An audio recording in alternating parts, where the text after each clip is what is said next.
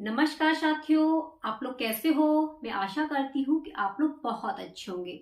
तो मित्रों, आपके लिए ये वीडियो बहुत ही महत्वपूर्ण है। जो भी फ्रेंड्स सीटेट की तैयारी कर रहे हैं, जिनका 1-2 नंबर से रह जाता है, और हमारे काफ़ी बहनें, काफ़ी मित्र ऐसे हैं जो सीटेट की बुक्स को लेकर के परेशान हैं।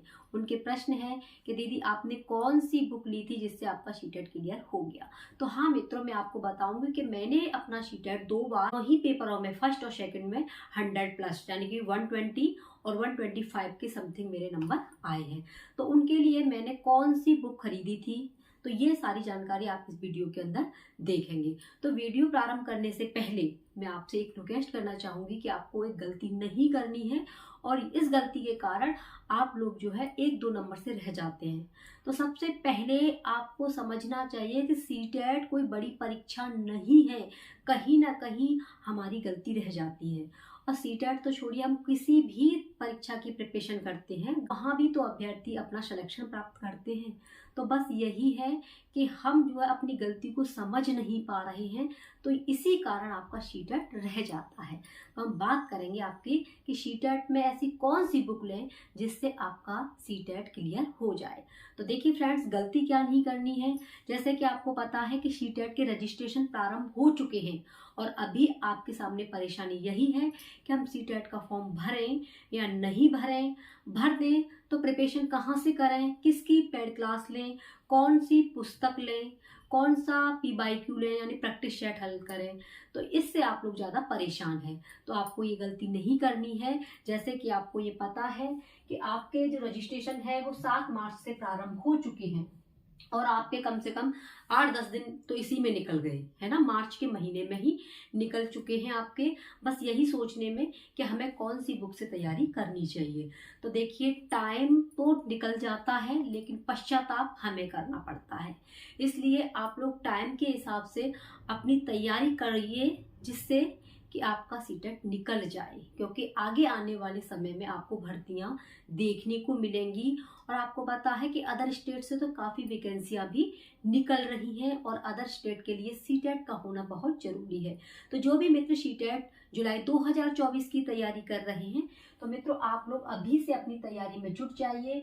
और आपके रजिस्ट्रेशन 7 मार्च से प्रारंभ है और 2 अप्रैल तक रहेंगे, ठीक है। तो कुछ मित्र ये सोचते हैं कि हमारा 2 अप्रैल तक हम फॉर्म भरेंगे, जब भर देंगे हमारे पास में फॉर्म आ जाएगा, हम तैयारी कर लेंगे। तो 1 महीना तो आपका ऐसे ही गुजर जाएगा। अगर आपको तैयारी सीटेट की करनी है तो ये गलती बिल्कुल भी नहीं करनी है मित्रों, क्योंकि 1 महीना गुजर जाने पर आपको पता है कि टाइम ऐसे ही चला जाता है। और कभी जैसे ही आप लोग ये सोचेंगे ना, हम जब तैयारी कर लेंगे, जब करेंगे, ऐसे ही आपकी परीक्षा की तिथि आ जाएगी। और परीक्षा आपकी निर्धारित कर दी गई है कि 7 जुलाई को आपकी परीक्षा होगी। तो इन चीज़ों को ध्यान में रखते हुए आप अपनी तैयारी में बिल्कुल जुट जाइए।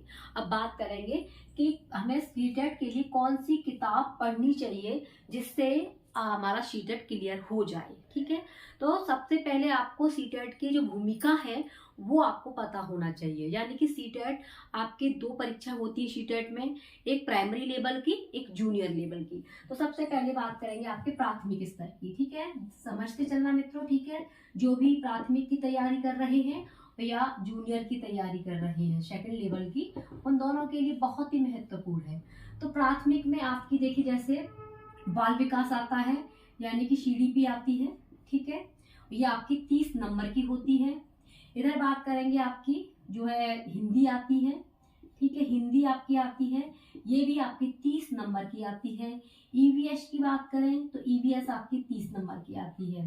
इधर आपकी गणित की बात करें तो गणित भी आपका 30 नंबर का आता है। और इधर संस्कृत, यानी कि मेरा संस्कृत था तो मैं संस्कृत की बता देती हूँ। संस्कृत और अंग्रेजी जिसकी है वो अंग्रेजी 30 नंबर की आती है। तो कुल मिलाकर के परीक्षा का जो है आपका योग 150 का होता है। 150 ही प्रश्न आते हैं और 150 ही नंबर के होते हैं। 150 में से जो OBC SC के होते हैं कैंडिडेट, उनको 82 नंबर लाना होता है, और जनरल के होते हैं उनके लिए 90 नंबर होने चाहिए। अगर आप अदर स्टेट की तैयारी कर रहे हैं तो वहां पर चाहे OBC हो, चाहे SC हो, चाहे जनरल में आते हो, किसी भी कैटेगरी में आते हैं, तो वहां पर आपका 90 नंबर होना चाहिए।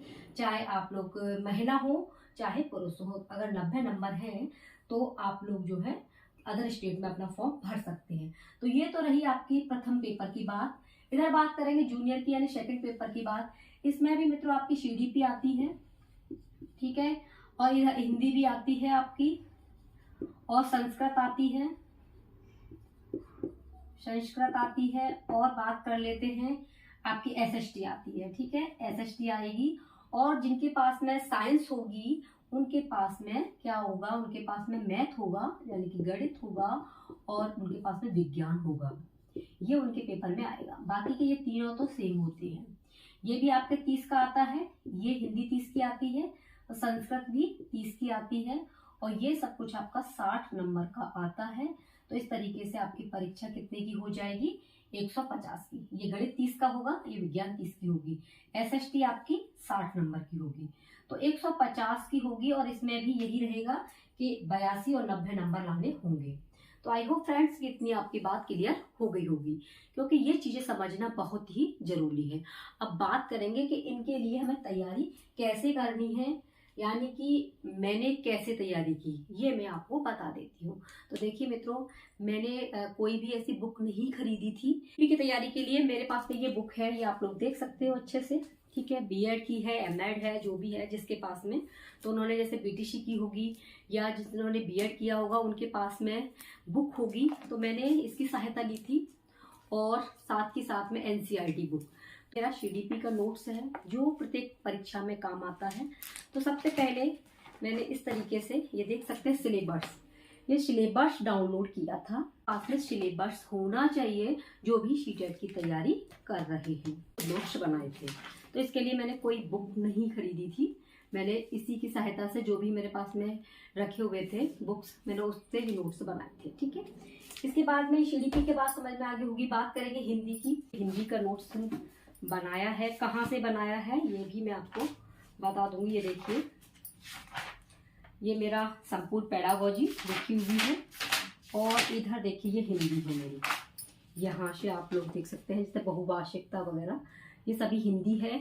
और ईबीएस भी मेरा इसी में लिखा हुआ है, चावला, राकेश शर्मा, ये मेरा ईबीएस का है। तो हिंदी और ईबीएस आपकी समझ में आ गया होगा।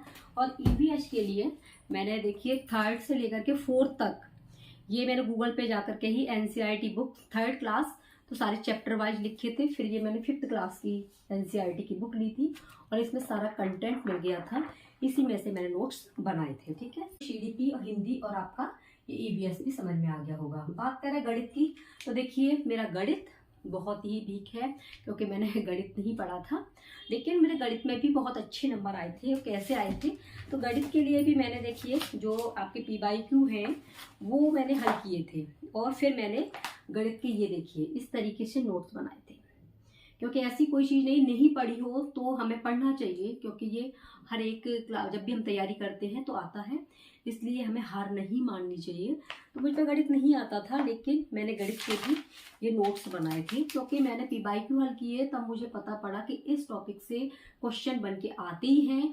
और 15 नंबर के इसमें क्या आती है, पेडागोगी आती है, यानी कि 15 नंबर के जो इसमें क्वेश्चन आते हैं वो आपकी समझ पर आधारित आते हैं। तो आसानी से आप लोग 15-20 नंबर लेके आ सकते हैं। ये आपकी संस्कृत, संस्कृत मेरा खुद का सब्जेक्ट है, उसके लिए भी मैंने पीवाईक्यू हल किए थे, और उसी के आधार पर मेरे संस्कृत में भी बहुत अच्छे नंबर आए थे। अब बात करेंगे देखिए पीवाईक्यू की, तो मैंने ये लिया था यूथ का, ठीक है।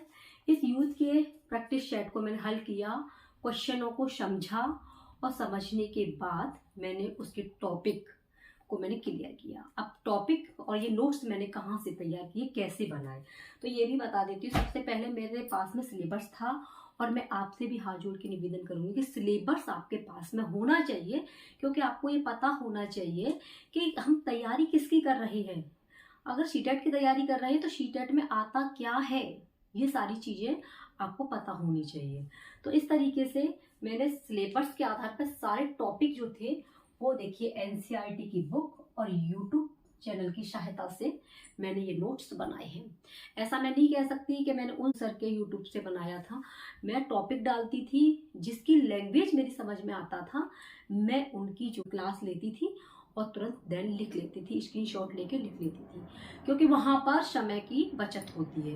वीडियो से देख करके लिखेंगे तो समय अधिक जाता है, इसलिए मैं स्क्रीनशॉट लेती, फिर पढ़ती, फिर अपनी लैंग्वेज में उसे नोट्स के रूप में लिख लेती थी। तो यही था मेरा बुक का, यानी कि मैंने एनसीईआरटी फॉलो की है और साथ में यूट्यूब चैनल की सहायता से मैंने जो है नोट्स अपने तैयार किए हैं, और ये नोट्स मेरे हर एक परीक्षा में काम आते हैं। किसी भी परीक्षा की मैं तैयारी करती हूँ तो मैं पहले सिलेबस निकालती हूँ, और सिलेबस में जो भी एक्स्ट्रा टॉपिक मुझे लगता है वो मैं इन नोट्सों में लिख लेती हूँ। इसलिए नोट्स आप बना रहे हो तो थोड़ा सा मोटा होना चाहिए, जिससे सारा कंटेंट उसमें आ जाए। तो आई होप फ्रेंड्स कि आपकी ये बात क्लियर हो गई होगी। अब बात करेंगे जूनियर लेवल की तैयारी। देखिए, मैंने जब फर्स्ट की थी, यानी कि ये जूनियर लेवल की थी, तो मेरा फर्स्ट भी हो गया था, क्योंकि इसका भी सिलेबस और इसमें सीडीपी में जो था वो सारा कंटेंट इसी के अंदर था। हिंदी की भी इसी तरीके से की थी। और बात करेंगे संस्कृत की, मैंने आपको बताई दी है।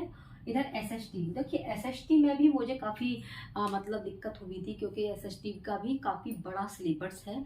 तो मित्रों, मैंने सिलेबस के लिए क्या किया था कि एसएसटी का मैंने जो है प्रैक्टिस सेट हल किया था, और मैंने प्रश्नों को अच्छे से समझ लिया था। तो उसी के माध्यम से मेरी एसएसटी भी तैयार हो गई थी, क्योंकि मैंने ये ठान लिया था कि 90 नंबर मेरे क्लियर हैं। 90 नंबर यानी कि ये सीडीपी की, हिंदी की और संस्कृत की, ये 90 नंबर में से 80 नंबर तो मुझे लाने ही लाने हैं। बाकी के ये 60 हैं, तो 60 में से अगर मैं 30 भी गेन कर जाती हूँ तो भी मेरी परीक्षा पास हो जाएगी। इसलिए एसएसटी के लिए मैं आपको नहीं बता सकती, क्योंकि मैंने कोई बुक ऐसी फॉलो नहीं की है, सिर्फ यूट्यूब चैनल की सहायता और एक प्रैक्टिस सेट, इससे ही मेरा एसएसटी में भी अच्छे नंबर आए थे। तो फ्रेंड्स देखिए, ये तो मेरी किताबों की बात थी। अब मैं बात करूंगी कि आप अगर सीटेट की तैयारी कर रहे हैं तो आपको बुक्स कौन सी लेनी चाहिए। तो देखिए, बुक्स आपको वही लेनी चाहिए जो आपकी समझ में आए। जैसे आप देख सकते हैं कि सचिन सर की भी बुक है, ठीक है, और धीरज सर की भी है, ये सभी बुक हैं। और आप घटना चक्र की भी देख सकते हैं, ठीक है, अरिहंत की भी देख सकते हो, हिमांशी मैम की भी है। तो देखिए, बुक तो भैया बहुत सारी मिल जाएंगी, बहुत बुक हैं। और आप लोग पीडीएफ के चक्कर में मत पड़ना, ठीक है, जितना हो आप लोग सेल्फ स्टडी करना। और मैं आपको एक बात बताती हूँ कि सेल्फ स्टडी सबसे अच्छी होती है। जो भी मित्र पेड क्लास वगैरह ले लेते हैं, बाद में देखिए वो पढ़ भी नहीं पाते हैं, ठीक है। तो ये आपकी मर्जी है, आप कुछ भी ले सकते हैं। रही बात मैंने फॉलो किया था, वो मैंने यही किया था। मैं आपसे यही कहूँगी कि अब समय की बर्बादी न कीजिए। गाइडलाइन हमें मिलती है, उससे हम मोटिवेट होते हैं, और जब मोटिवेट होते हैं तो हमारा मन भी करता है कि हम क्यों नहीं कर सकते। तो इसलिए हम बहुत कुछ कर सकते हैं। बहुत सी बहनें हैं जो गृहस्थी में उलझ गई हैं, तो वो सोचती हैं कि मैं पढ़ नहीं पाऊंगी। अरे पढ़ना तो दूर की बात है, आप एक बार ठान लीजिए, आपने ठान लिया, आप वो परीक्षा पास करके दिखाएंगे। फ्रेंड्स, ये वीडियो आपको अच्छी लगती है, हेल्पफुल लगती है, तो अपने सभी सीटेट के मित्रों को अवश्य शेयर करना। और अगर आपने चैनल को सब्सक्राइब नहीं किया है तो चैनल को सब्सक्राइब कर लेना। और कोई भी आपका डाउट है, कहना तो मैं बहुत कुछ चाहती हूँ, लेकिन वीडियो काफ़ी लंबा हो जाएगा, इसलिए आपके कोई भी प्रश्न है सीटेट से संबंधित तो आप लोग कमेंट करना। मिलते हैं नेक्स्ट वीडियो में। आप अपना ख्याल रखना। Take care, bye bye.